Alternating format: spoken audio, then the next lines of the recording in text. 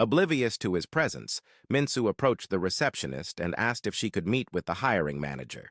The receptionist informed her that she would need an appointment and that the earliest available slot was the following month, as his schedule was full. Stressed, Minsu asked if they were hiring. The receptionist politely responded that she wasn't aware. Minsu then asked if she could leave her resume with her in case an opportunity arose. The receptionist told her she couldn't promise anything but agreed to accept it. Minsu smiled, thanked her, and placed her resume on the counter. As she turned to leave, her eyes met Sunjin's. Her heart shattered all over again. She stood frozen, watching him with another woman. To save herself from breaking down in public, she turned and ran out. Sunjin immediately got up and ran after her. Outside, he caught up with her and tried to talk, but Minsu kept walking, unwilling to let him see her tears. Sunjin grabbed her hand, stopping her. Without looking at him, she asked what he wanted from her. Sunjin desperately tried to explain that she was misunderstanding the situation, but before he could finish, Minsu cut him off, telling him that it was none of her business. They were no longer together. Nearly in tears, Sunjin told her that everything he was doing was to protect her and that he had never stopped loving her. Minsu remained silent, her tears finally spilling over. Just as Sunjin moved closer to touch her, his date arrived, telling him their food was ready and they should return inside.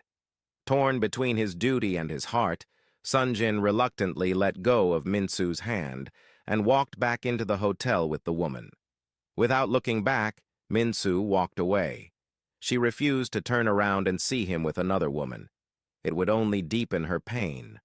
Her only choice was to keep walking and never look back. That night, Sunjin sat in his study, staring at Minsu's resume, which he had taken from the hotel. After a moment, he picked up his phone and made a call. The next morning, Minsu was woken up by an excited call from her parents. They had just seen a statement from Tech Bloom clearing her name. Overjoyed, Minsu quickly checked Tech Bloom's social media page and was stunned to see that it was true. She was relieved that Sunjin had listened to her request and cleared her name. As she got out of bed in a good mood, she received another phone call.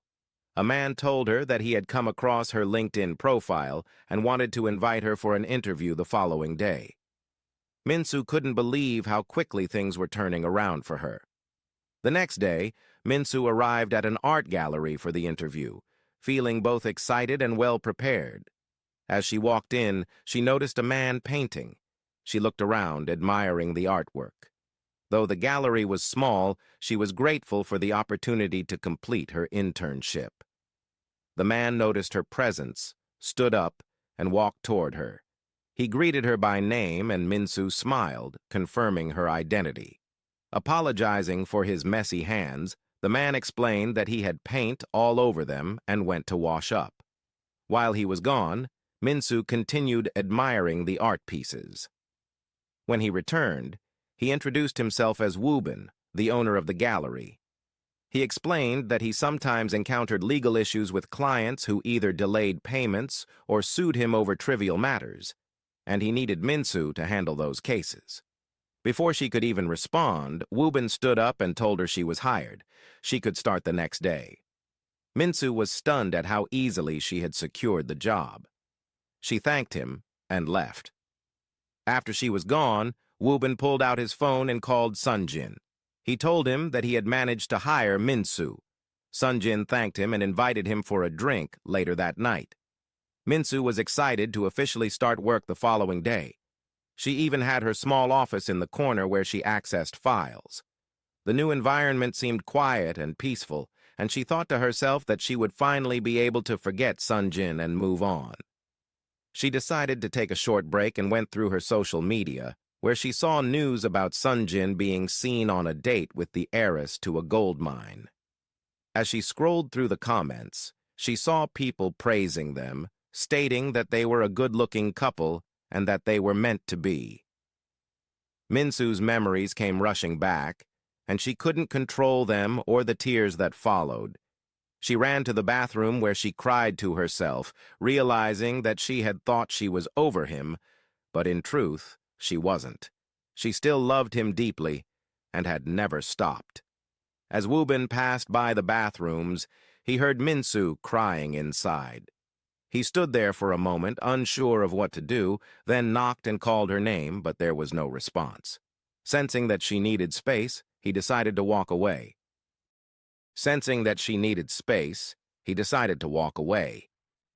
Back in his office, Woobin received a phone call from Sunjin, who asked how Minsu was doing.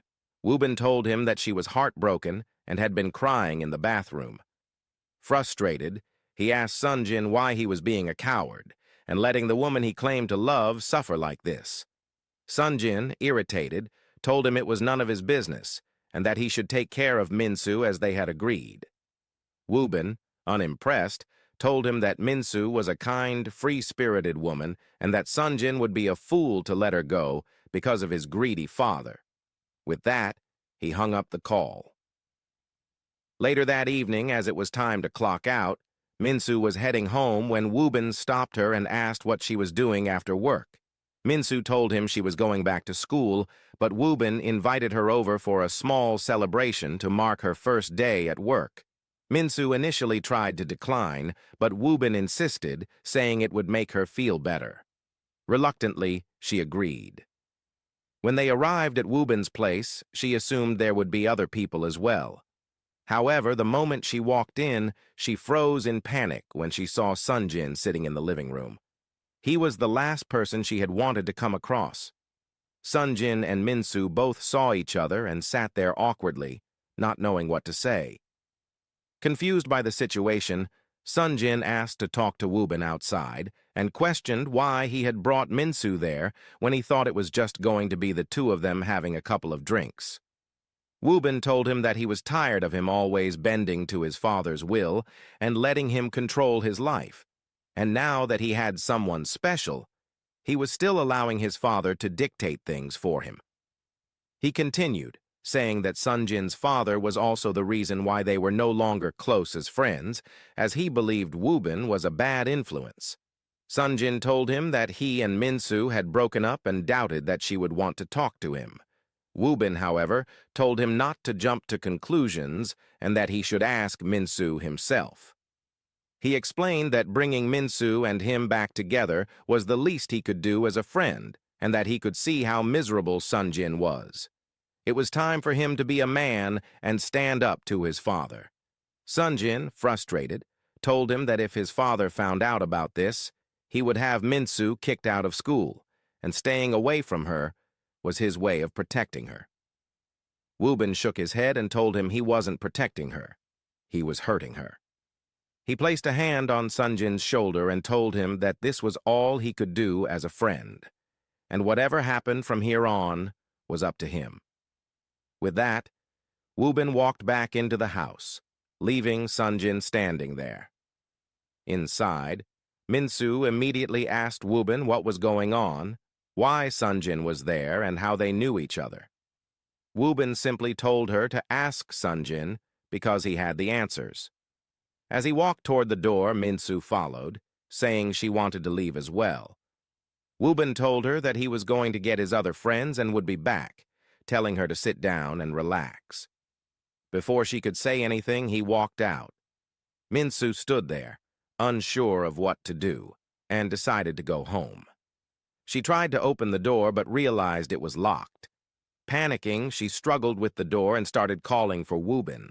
Sunjin, noticing her distress, walked over and tried to open it as well. He looked at her and told her it was locked. Minsu, now anxious, asked if he knew where the keys were and told him to call Woobin. Sunjin took out his phone and called him, telling him that he had locked them inside by mistake. Woobin laughed and told him it wasn't a mistake, that he needed to man up and fix things with Minsu if he truly loved her. He added that he would be back in the morning and that they should enjoy his space and work things out. Jokingly, he suggested that maybe Sunjin should get Minsu pregnant to leave his father with no choice. Sunjin, irritated, told him to stop talking nonsense and hung up. Minsu looked at Sunjin and asked what Woo-bin had said. Sunjin sighed and told her that he wasn't coming back, then walked to the living room. Min-soo followed him, demanding to know what was going on, how he knew Woo-bin, and why she had been brought there. Sunjin told her that Woo-bin was his childhood friend. Already suspecting the answer, Min-soo asked if he was the one who got her the job. Sunjin hesitated, then nodded and said yes.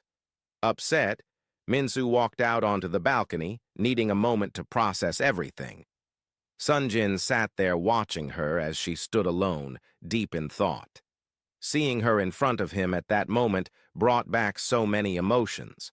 He wondered if he should go to her, hold her, and tell her that he never wanted to end things between them. Feeling overwhelmed, he finally stood up from the couch and followed her onto the balcony.